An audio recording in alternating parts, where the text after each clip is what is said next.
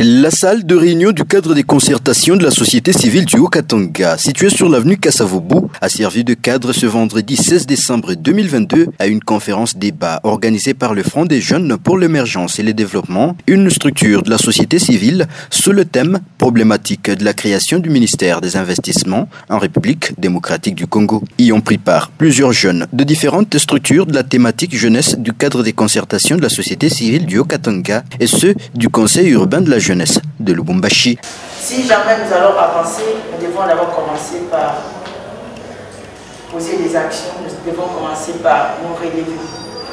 La jeunesse aujourd'hui est considérée comme des instruments qu'on peut facilement manipuler. Mais non, si une jeunesse reste jusqu'à présent manipulée, le Congo restera jusqu'au toujours.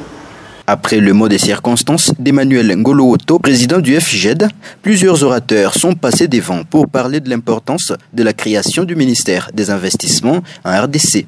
Cette innovation présentée aujourd'hui, parlant du bien fondé ou de la problématique de la création de ces ministères en charge de l'investissement, est une innovation qui est un ensemble des initiatives mises en place par un jeune comme vous. De production, notamment le travail et le capital. Par conséquent, il a été observé que dans plusieurs pays en voie de développement, que industrialisés, que la femme joue un rôle indéniable, étant donné sa traditionnelle fonction de ménagère, ses multiples initiatives économiques et son apport dans le développement de la société, contribution pourtant... Le développement économique durable passe nécessairement par le développement d'une véritable culture entrepreneuriale.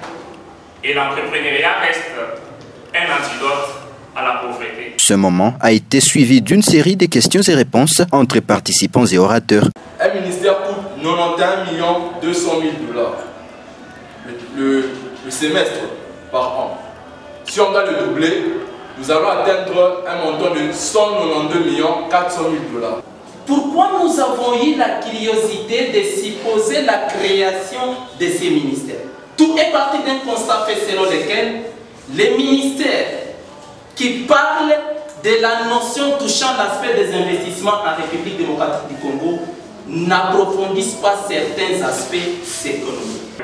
Le Congo est 1000 fois plus riche que l'Europe. L'idée de créer ces ministères, c'est question de pallier à des petits soucis que le ministère en question n'est pas capable de répondre. Ces services-là étaient autonome, il y a un ministère qui est chargé. Ce ministère-là va participer directement dans le conseil des ministres et va proposer, et cela va être pris en compte dans les budgets des autres. Ceux qui assument d'autres tâches de responsabilité telles que le ministère des Affaires étrangères, le ministère du Commerce extérieur, afin que nous puissions quand même, nous jeunes, nous retrouver, parce qu'aujourd'hui on finit les études par manque de quelqu'un pour peut-être trouver cet appel boulot.